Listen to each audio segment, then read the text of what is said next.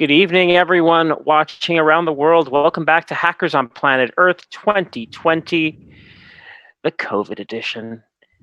As a reminder, this following discussion will be discussing about sexuality. So please, if you do not wish to view this content, we'll be glad to see you after this discussion. This is where you get to ask a sex geek about hacking and human sexuality. Do you have a burning question about sex? Curious about making your own silicone sex toys? Not sure about the difference between biological sex and gender? Wondering about dating in digital spaces? Our two hosts are the ones that you can ask about this. Dr. Kit Stubbs is a non-binary queer femme maker, entrepreneur, and head of the Effing Foundation, who is more interested in people than in tech. And SX Noir is a self-proclaimed thought leader, leading the conversation on the intersection of sex work and sex tech on her podcast, Thot Leader Podcast, THOT. We're going to start with a short video. After that, we'll be glad to ask the questions that you submit in the chat. There is an anonymous form as well if you do not wish your questions to be publicly in that channel. That is just, again, for conference attendees. And let's take away the video.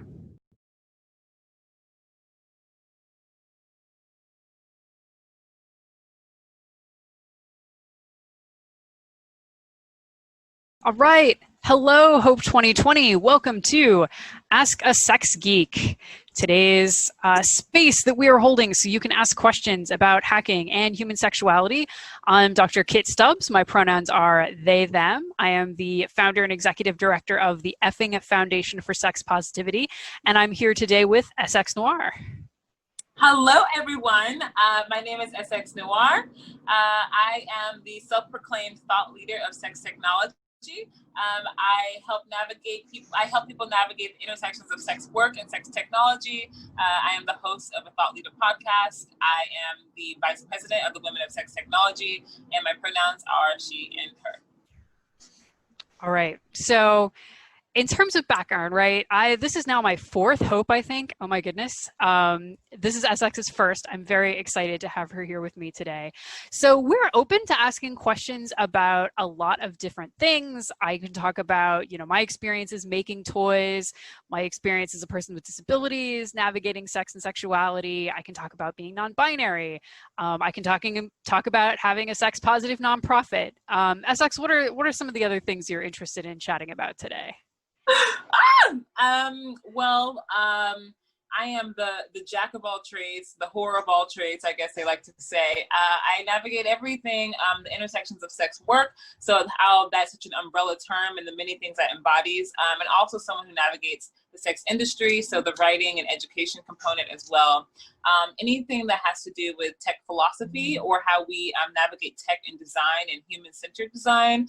And I also am from Missouri, so I'm a Midwestern girl, and I am femme-identifying, and I navigate the internet a lot, so I'm an expert in that. And what else? Yeah, that's probably a good start.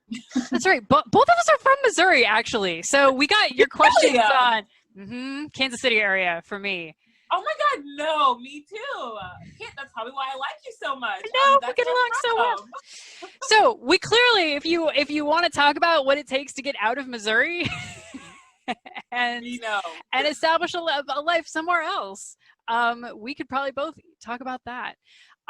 So a couple ground rules, which y'all may be familiar with, that I'm going to say. The main thing so we're going to try to have this conversation. We recognize that unfortunately there are not very many spaces that we have as adults, really at any time of life, to just have respectful conversations about sex. And by respectful, what I mean is we're going to try to have this conversation without sexualizing me or a sex or anybody else that we're talking about. What do I mean by sexualizing people? So Captain Awkward has this term called pants feelings. It is the best term. I totally recommend her blog. But what that means is that we're not going to be sharing pants feelings today. If you think something is hot or you think something is kinky and cool, that's great. We are not the people to be sharing that with right now. But we are here. We're going to be trying to answer your questions as best we can. And yeah, we're trying to make a safer space to have the kind of conversations that we don't normally get to have. So with that said, the URL, so this is largely going to be a conversation driven by you, our lovely audience. The URL to go to is toymakerproject.com/hope2020. So that's my website, toymakerproject.com/hope2020. That's where you'll be able to submit your questions that we're going to talk about. So in just a minute, we'll be switching over to the live stream, start getting those questions flowing, and let's get things rolling. Yes, we're ready. We're ready to go. Be on the flip side.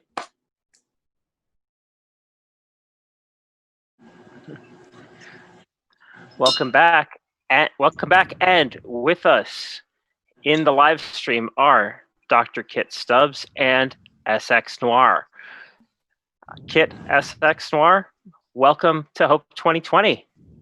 Hello. Yay! Thanks for having us. Great. So, as a Q&A, we are going to just get into some of the questions that have been asked. And for folks that wish to ask anonymously, there should be a QR code on the screen now that will link to a form for an anonymous question submission. So, Kit, can you introduce us to the bear? We really wanted to know about him during the last talk, but you ran out of time. I know, right? The funny thing is, so here's the thing about this bear. So this bear's from Costco. It turns out every so often Costco has a really great deal on giant teddy bears. And we have, how many do we have, babe? Like 12 or 13 of these that live in our living room that are the furniture. So it's like, does it have a name? No, because there's like 12 of them and I couldn't keep them apart. So that, I guess, is Bear Pod B14 or something. Yes. But makes for good company. To a slightly more on-topic question. For a long time, we've heard about teledildonics in various venues. For those who don't know what that is remote sex toys, basically, right? Is it still the future, or is the hype already burned out of it? Oh, SX, you want to start on that one? Kit, you're supposed to be the expert on these things. I want to give you a chance. No, you go. I mean, I think there is still a lot of ground to cover, right? If you look at like butt plug IO, there's still so many toys to hack, so many interfaces to connect to other interfaces. I was just seeing a group talking about like there's folks doing machine learning on edging, right?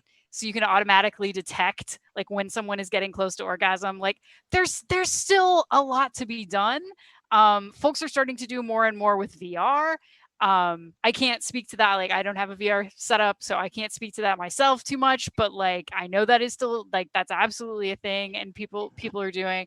Yeah, Renderman is in the chat, by the way. Cheers to Renderman, we love him.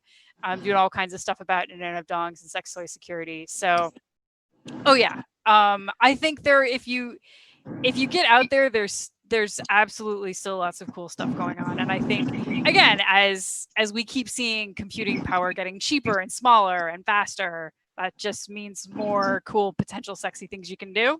So, oh yeah, I have lots of hope for the future. Cool. Now, on the same vein, if I recall correctly, something you mentioned, there were patents that were limiting that field at the last hope. Now, has there been a significant increase in new products on the market since those patents expired? Oh, that's a great question. Significant. I'm like, well, so my head has mostly been like a lot. Now, I will say a lot of my attention is going to my nonprofit these days. So I haven't been tracking the toys as much as I have been, but like we're still seeing like more and more new things come out, and it's great that there is now one fewer barrier to folks who want to get in. Okay. The adult entertainment industry has been shifting a lot to internet-based deliveries, sites like, for example, YouPorn. what is your opinion about this shift? I mean, it seems democratizing, but is it any better for sex workers? I'm sorry. What is the exact question? So the question is, if the shift of delivery to internet-based platforms has it been? I mean, it seems democratizing, but is it helpful for sex workers? What is your opinion on this? Oh, yeah. I mean, I think to ask if better delivery means better for sex workers, I think who's to say? I think that sex workers have always sourced their items however they need it. So I'm not sure there's an exact connection to those two things. Well, okay. And I feel it's tough, right? Because yay, porn on the internet, but what that means is you get sites that make a living by people uploading clips of porn stars so that other people can watch it for free. Yeah. Oh, I thought it was a sex toy question. No, you're talking about I don't think I understand the question. I'm sorry. Okay, no worries. I mean, but yeah, so if you've got tube sites, right, that are making their money, a lot of it in videos that aren't the people aren't paying for, right? If you're getting free porn on the internet, that means a sex worker is not getting paid. I see. Which is not good. It's I appreciate that there's more content available because that means people can see the more things you can see, the more ideas you can get, the more things you can learn about yourself and your own sexuality. Yay. But the ways in which that can rip off sex workers is not cool. So, pay for your porn. Yeah, I don't know. I still am a bit confused on what the question is, but if we're speaking about porn and the availability of porn, it's safe to say that the way that we consume porn today and in our capitalist society is not the way that people have always navigated pornography. There was once upon a time, just like the music industry, that you used to go and buy an actual DVD, an actual physical item, which would in return have a lot more money for the talent and the star in these productions. And so what we're seeing now with the internet culture now in tube sites is not only revenge porn and scraping of people's paid content, but we're also just seeing a rapid sharing of narratives that can be very violent and that can be very harmful. And the data collected around these tube sites, it just continues to push these narratives that, stepsister fucking stepfather is something that we should be seeing consistently over, if you go to a major tube site, you don't even have, it's just go to X videos, go to these different sites. When you look on the first page, I mean, there's some things in there that is just kind of very problematic and very disturbing. And so I think it's definitely all around a problem. I'm not a big fan of tube sites, and I don't think that that's the way that we should be engaging with our pornography. And it's not the way that we always have, So I think that we have a lot of room to change that. Okay. What would be the best way for somebody to consume such content online? Because a lot of services are hit or miss. Do you think something like OnlyFans would be a good option? Yeah, so that's a great question. I definitely talk a lot about the upward mobility of sex workers through adult content. And I do believe that the best way to engage with pornography is buying directly from the source, directly from the buyer. And OnlyFans is a great platform to do that. With that, in that same breath, I do believe that sex workers deserve more tech equity within the platforms that they help uplift and build, because the worth of OnlyFans has gone up exponentially, but sex workers are not the people who are going to have upward mobility from that. So I think that while it's great to have sites like OnlyFans that give people access, I mean, millions upon millions have been paid out to performers, which I think is absolutely amazing and brilliant.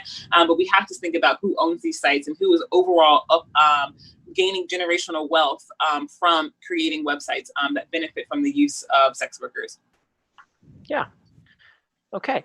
Now, as far as sexuality and relationships go, what do you say to people that try to delegitimize relations with trans people in the context of one's own sexuality? Like, for instance, saying that, you're let's say that a cisgender male is attracted to a trans male, and they try and say, I'm not really gay, I mean, for this person, as one of these examples that I could think of. So, I know. Do you want to start on that one? You seem to be having some feels. No, Kit, I want you to answer this, but all I can say is that this is a safe space to ask such questions, because it is Ask the Sex Geek, but the inherent asking of that question is rooted in extreme transphobia, and it just makes me just cringe. But this is why we're having a good time. We're going to go into it. We're going to explain what's going on, and Kit, I'm going to have you take that lead. So here's the thing, right? My general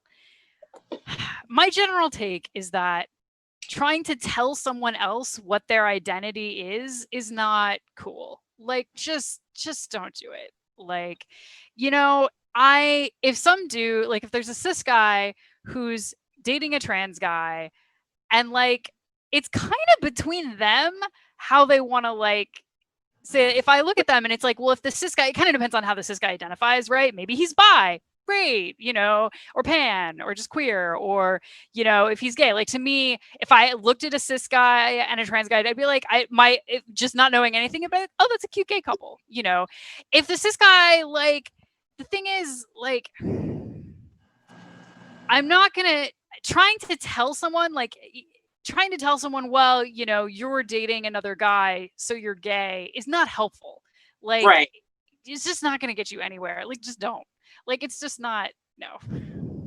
So, yeah, I'm hoping that this question comes from a place of truly deeply trying to understand. And I think that, this can be a moment of self-learning and self-navigation, of maybe potentially finding some context around the experience of transgender people, and understanding that, slapping labels on people's experiences, like Kit has said, is just kind of not necessarily the best way to navigate it. And so while we can, nitpick male sex, female presenting gender, male presenting gender, and all the mashups that we label that in our world, we're definitely moving toward a world that is a bit more gender fluid, and that's a bit more sexually fluid. And so if this question is coming from a place of concern around the stigma of dating transgender people, I hope that you can navigate some self-education around it, because there's some really great people out there doing that work. So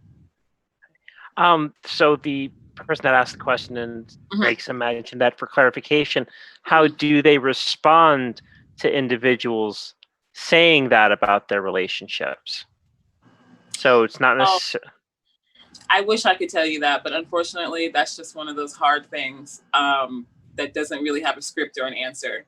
I would just say, start from a mutual place of understanding, and to your best ability, communicate how you feel. But if you feel like you're engaging in a harmful conversation, a violent conversation, you don't have to talk to that person. You can just kind of not talk to them. and that sucks as well. I understand. But yeah. Okay. Now, following up on the question about teledildonics, what about VR systems and haptic systems? Is there any decent stuff out there? I remember seeing at a sex-oriented conference a few years ago that I met Dr. Stubbs at, that there were some insertable devices that were studded with electrodes to allow, for example, an external toy to relay sensations. Yeah, unfortunately, I don't think that project ever got off the ground, which is a real bummer. It was a really cool idea. Yeah. What else? But in terms of VR, current state of the art VR and haptic systems, is there any interesting stuff being done with this that you're aware of? You can't be on Kickstarter with sex toys. Yeah.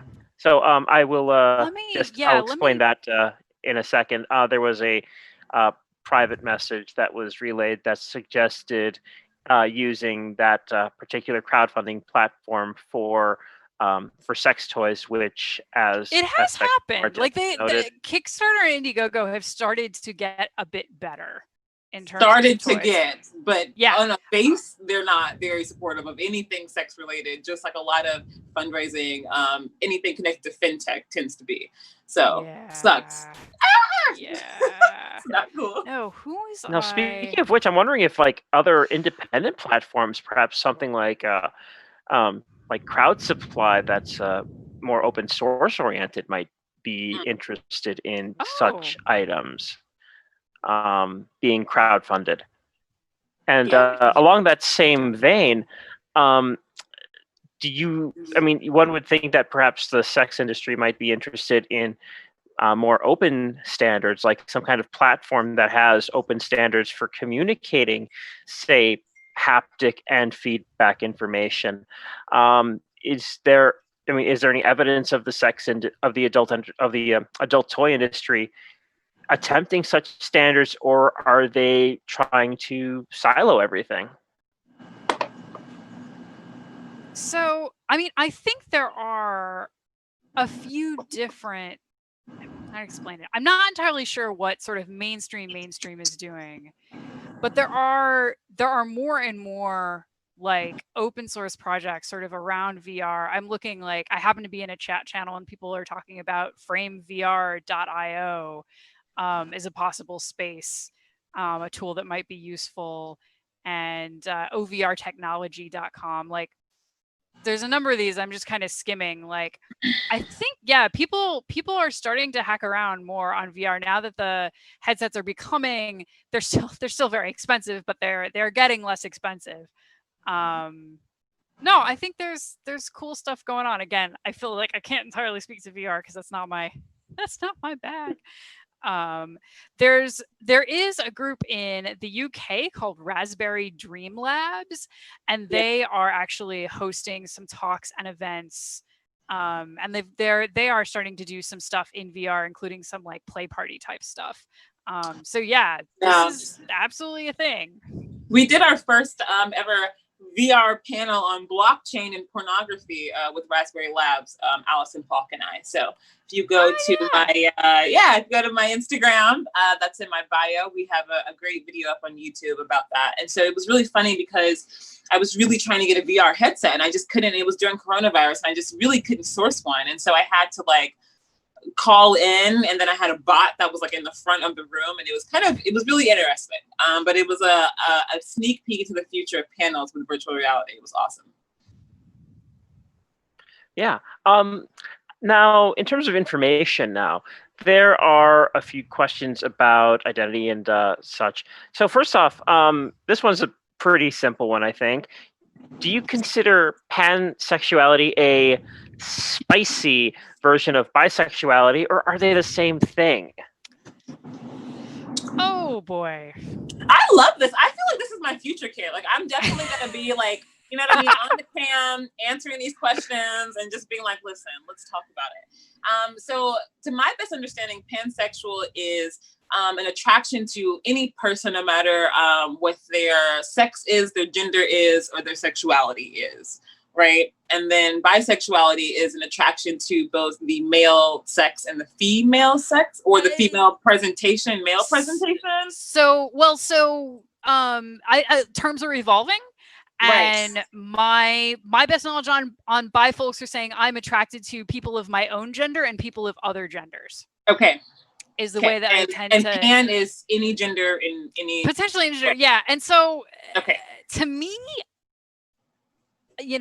personally, it's like, I used to be very like, oh, bi means two, I can't identify as bi. And then bi folks were being like, well, no, we're saying like I'm attracted to my gender and other genders. And I was like, oh, okay. Like, really, I changed. I was like, well, I'm pan, because I couldn't be bi. Bi means two. This is evil. And then it was like, oh no, wait, actually, language is evolving. Like, the way we think is evolving. So to me, it's a matter of personal preference, honestly, like which one someone says. If they say pansexuality, I'm going to be like, oh yeah, okay, you're potentially attracted to people of any gender. If they say bi, it's like, oh, you're potentially attracted to someone of your own gender or another gender. in practice, like I say, I don't know, that may shake out at an individual level in practice, I think it's cool. I think, yeah, you know what? I'm going to go ahead and say yes. Pansexual is the spicy version of bisexuality. I think that's beautiful. And something I'm always questioning myself too is what the evolution of sexuality will look like as we increase our time in digital space, because maybe you are pansexual in digital space, right? We kind of all are in a weird way. And so I like to just navigate it as something super fluid. And of course, labels are great if you identify with that. But that's really cool. It is spicy. Oh yeah, someone in the chat points out, pan usually used to mean that gender doesn't factor into my attractions. Sure. Yeah. I could. Yeah, that seems very reasonable. To me, I would tend to put them. I would tend to put them sort of under a similar umbrella, right? No, but it's like I say, these things are constantly changing and evolving, and we're always sort of trying. I think we're trying to be more inclusive and aware, and as we go. That's a great question.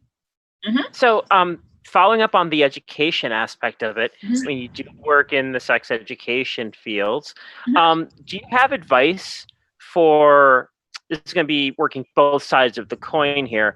Do you have advice for particularly young people that are struggling to come to grips with their identities?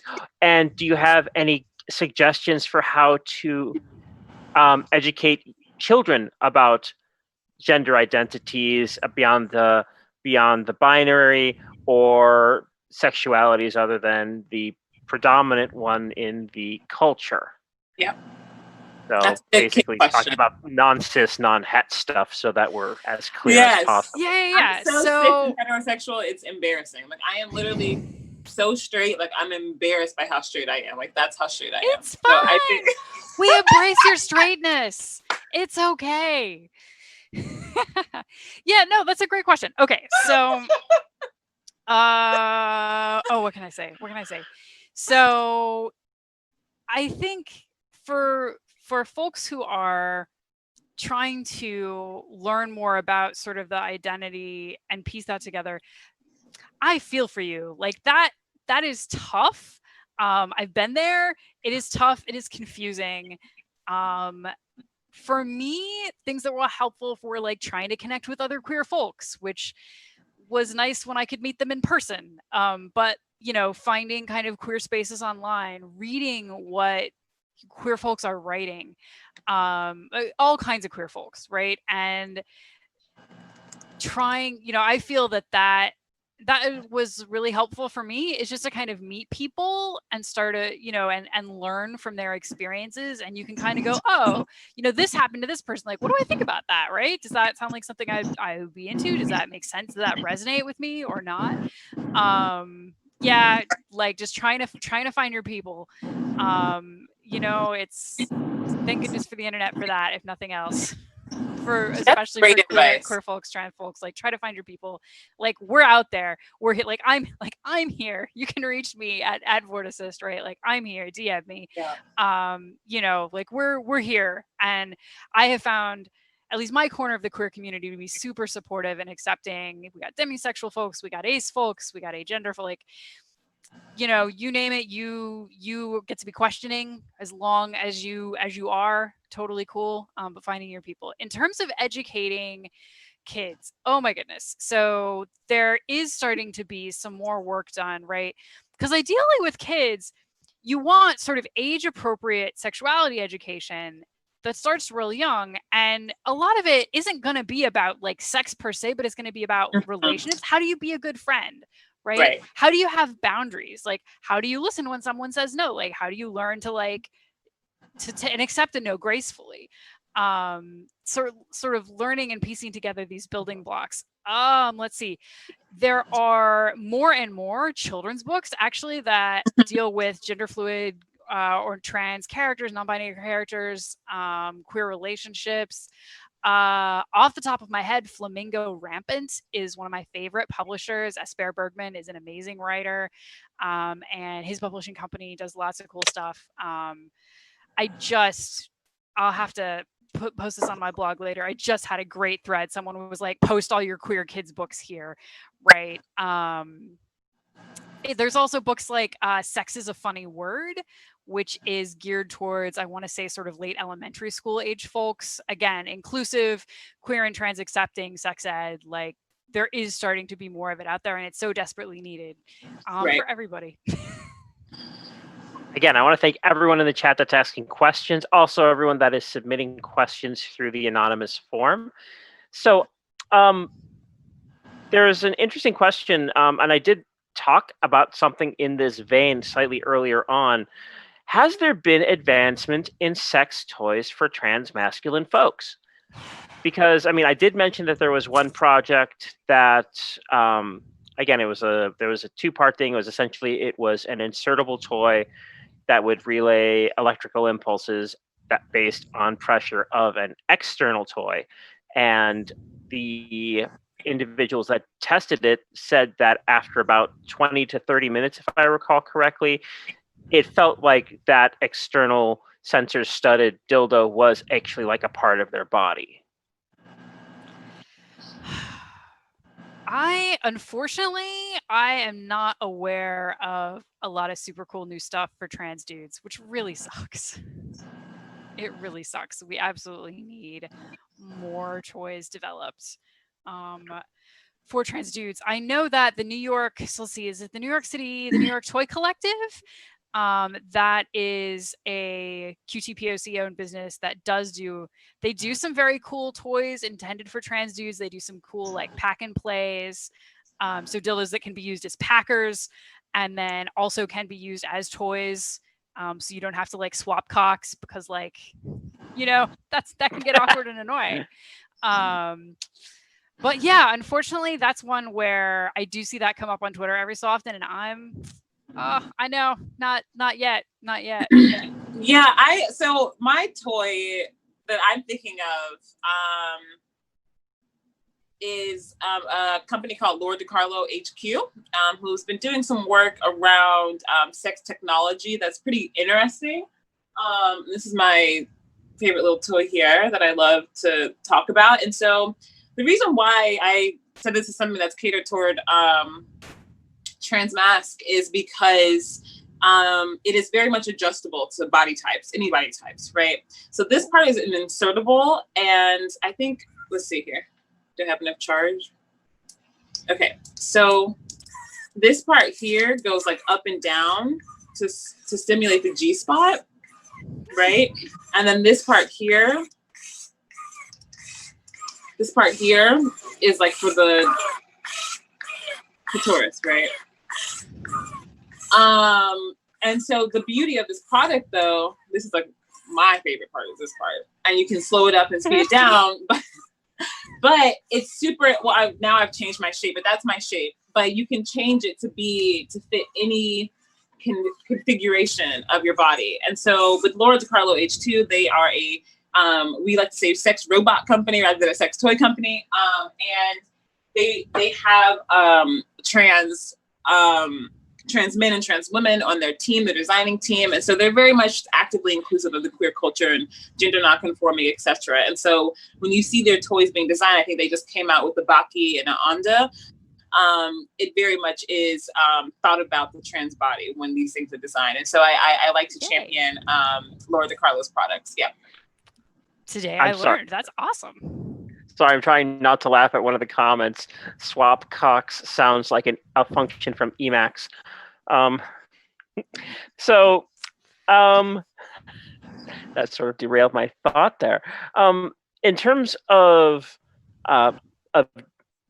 identity, what does non-binary mean to you? I mean, I don't. So the asker doesn't know what to say to folks that seemingly can't grok that. Okay. Yep. Great question. So non-binary is a really large catch-all, right? So for me, so if you ask like 10 non-binary people what it means for them to be non-binary, you're probably going to get 10 different answers. And that is okay. For me, what I tell people is like, look, if gender is supposed to be exactly one of two boxes, my gender is fuck that shit. Like, that's all I got. So if you, and you can look, if you look at, people have sort of like looked at graphs, right? So if you imagine sort of your axes and you've got like, well, if male is over here and female is over here, there's all this other space, right? You could have some of both. Maybe you're neither, you're something else. Like there's all this, like suddenly we're in this like vast three-dimensional space and anything goes. And so I know it's weird and it's really hard to try and explain to people sometimes. It's just like, my gender, like it's like for me in some ways it's like, yeah, I'm still sort of figuring it out. I'm still sort of getting into it. So like all I can tell you is like, well, it's not that fucking system, right? Where there are only 2 radio buttons and that's it, right? That is for sure what I can tell you about my gender. But yeah, like there are absolutely non-binary men, non-binary women, like like again, there's this whole space to play around in and people will feel comfortable. People may move around the space over their lives, like totally cool and normal. Yeah, it's just at the, for me at the most basic level, it's just saying, well, if gender is a system of X and Y, like nope. Yeah, it's really, speaking on people's identity are their identities, but we have to understand that our culture, we are very much socialized. We are so socialized to have to match our sex with our gender representation, and so it takes a long time to unlearn that, and so the discovery can be an ongoing thing. So we just have to be kind with ourselves and understand again that when we say that sexuality is a spectrum, that includes our gender identity and also our sexuality. Mm-hmm. Yeah, great question. Also, good luck. And there's the flip side to this too. Another question where the asker has a friend who is trans, but the asker doesn't know much about that. What topics or actions should be avoided? What might be appreciated? And this kind of hits me as a trans woman. Yeah, too, I was gonna say, Jen, do you Yes. want to comment on that a little first? Well, at least from my perspective, the things that are appreciated are first off pronouns, which sounds like such a little thing, but it helps to identify the person at a basic level. If you talk about someone as she or he in the third person, or they as appropriate, then you're showing that you have a respect for the person's identity as they've given it to you. And the thing is that we have all the time in our culture experiences where we misgender some non-human entity and we seem to be cool with it. So for instance, I walk my dog, for example. Oh, how's he doing? Lucy's a she. It's like, oh, how is she doing? People are able to get that pretty quickly. It should be the same with people. I mean, let's say it's someone that you've known for a long time. Let's say that Alice is now Bob. Well, call him Bob because he is Bob. It's pretty simple. Topics that I find highly offensive are asking me about, for example, what the configuration of my genitals are, what my preferences are sexually if I'm not intimate with you previously, those sorts of things. Asking me for nudes since I'm not someone that sends them. But again, it's basically, in my experience, it's things that like you would not ask any random person. If you went down the street and you started asking random men, "Hey, what about your genitals?" And it's like, would you do that with anyone at any time? No. Don't do it with trans people. No.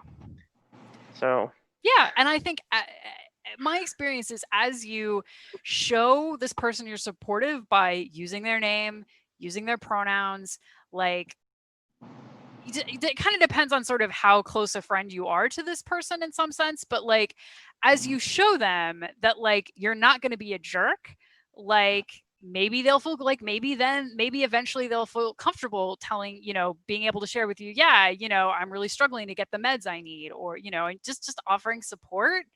It really sucks to be trans. in a lot of ways.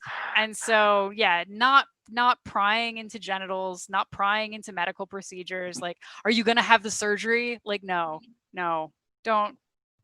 Yeah, Don't. and that's disgusting for several reasons. The first is, what do you mean by the surgery? Because, like, for a lot of trans people, there are various medical procedures that they may choose to get or choose not to get. I mean, it's not mandatory, for instance, for a trans masculine person to undergo a mastectomy or a hysterectomy. It is not necessary for a trans femme person to undergo, say, breast augmentation, facial surgery,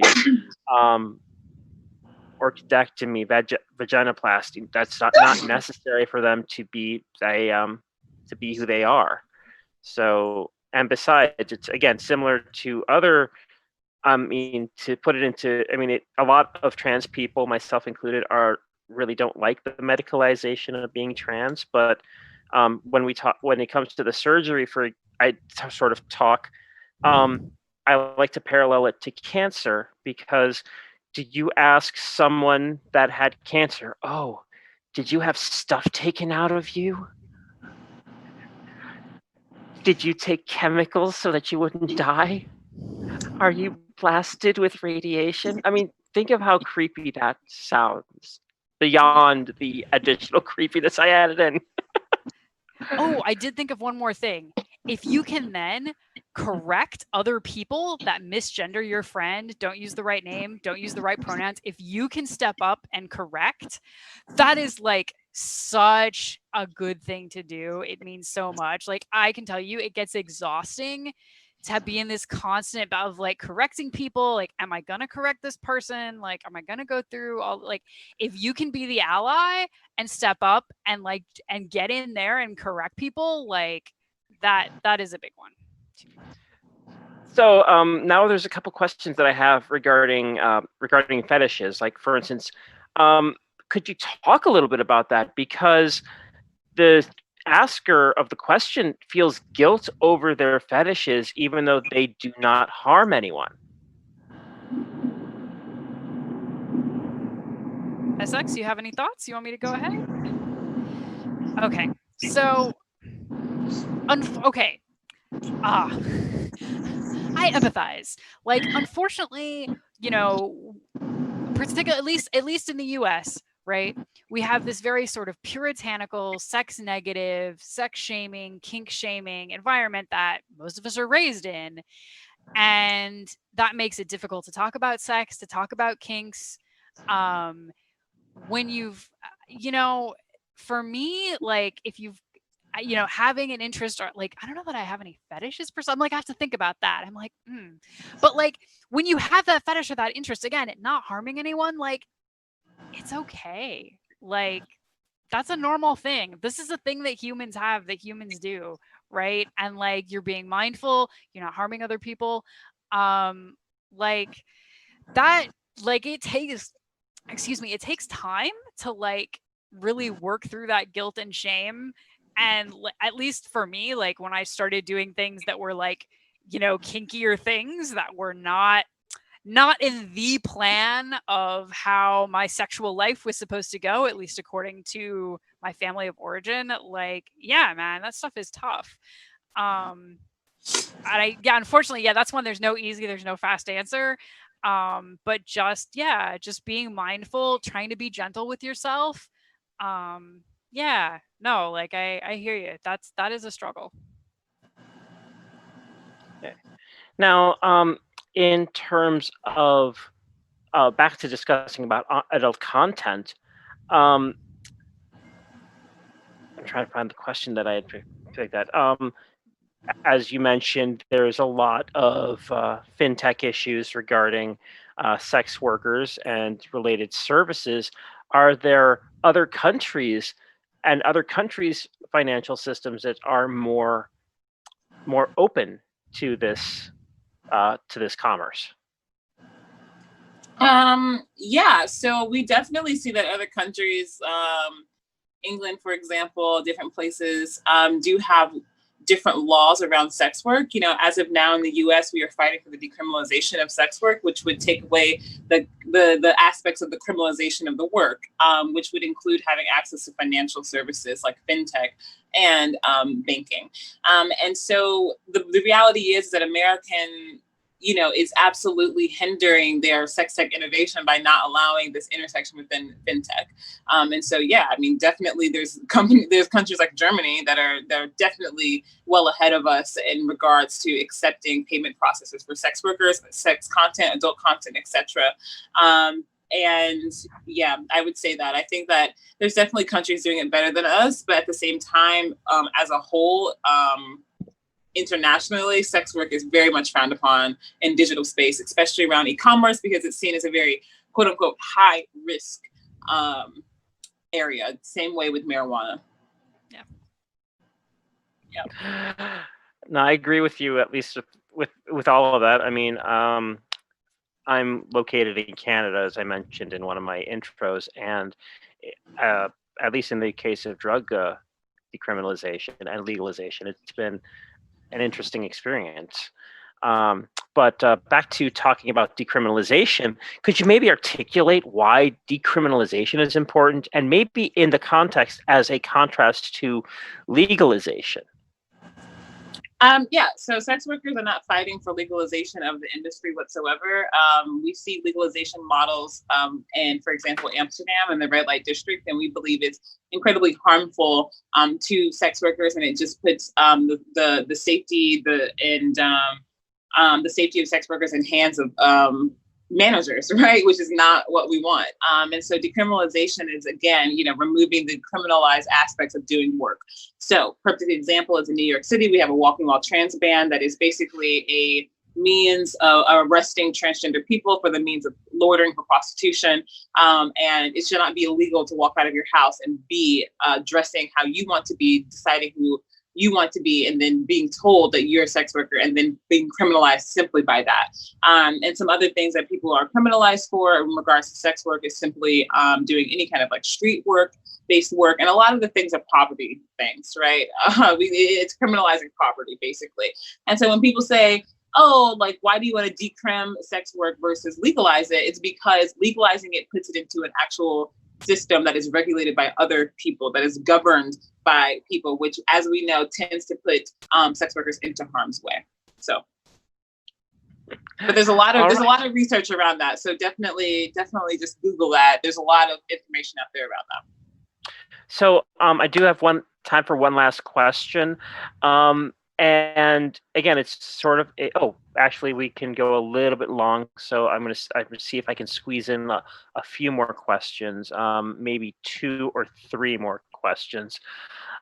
Let's start with this one, because this is a bit of a darker subject, which is still in the news. I mean, we had a discussion about stalkerware and revenge porn. Do you have any suggestions to how people can protect themselves from becoming victims? Yeah, so I definitely do. If you go to my bio on Instagram, that's sxnoir.com. I have a brilliant OpSex guide, an operational security guide for anyone who is navigating digital space and navigating sexuality. It's a great guide to just kind of learn how to secure your accounts and just be a bit more safe in digital space. But I think the real answer to that question is active communication around sex education, you know, because revenge porn is rooted in something a bit deeper than simply just sharing of information. It's rooted in a place of exploitation, hurt, and harm, and abuse and harassment. So I think these are some deeper things that we should navigate under the guise of capitalism, the patriarchy, and also misogyny, misogynoir, and what it actually means for someone to be sexually open and have, you know, their images shared in a way. There's a reason why in our country, in our world that we live in our patriarchal society, that sharing a nude photo is considered revenge. Why is that? Let's navigate that. And that's what we need more education around.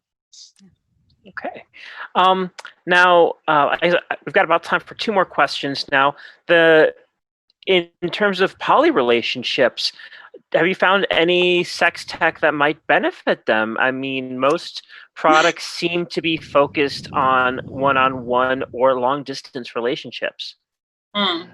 Oh my God, open your brain. Everything can be applied to multiple people. Let me tell you right now, the best poly app there ever is Instagram, okay? Those group messages be popping, okay? That's the best poly app. I think we definitely can just reassess how different technology can be used for our betterment. I am not polyamorous. I know many poly people though. And that's a really, really interesting question. And hopefully we make it up. Hopefully we make it there. But I see a lot of people on dating apps, put poly or that into their apps. And so I think the typical ways that we're using technology to connect and be romantic and be intimate, I think that poly people are very much utilizing that. But Kit, do you have any insight? Yeah, I'm just like, oh yeah, my number one tech tool for poly folks, Google Calendar. Right, literally, Google Calendar. But all right, that is a good one. That's a good joke. And so we'll get one last question. Now, do you have any thoughts on how to establish boundaries without killing the moment?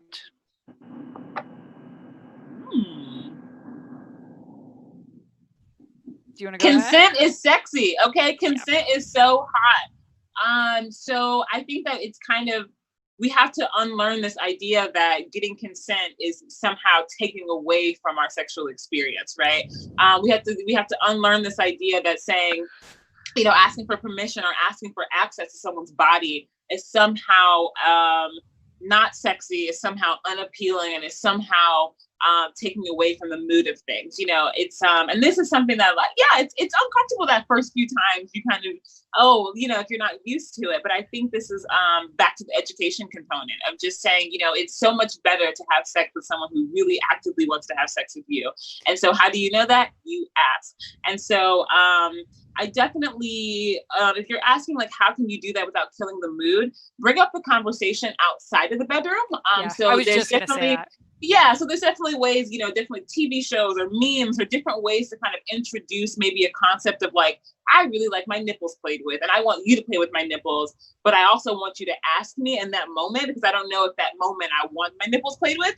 Maybe you reference a TV show, or maybe you bring it up at dinner, or maybe, you kind of bring it up in a different setting, so that when you get into that romantic mood, the groundwork has already kind of been placed. And so then it's not necessarily a negotiation or, a figuring out. It's kind of just like a continuous smooth thing. So that's my tip, is to be patient with yourself, give yourself grace if you haven't navigated this before, and be kind, and just, maybe bring it up outside of the bedroom for the first time, and give yourself the space outside of this sex to talk about it.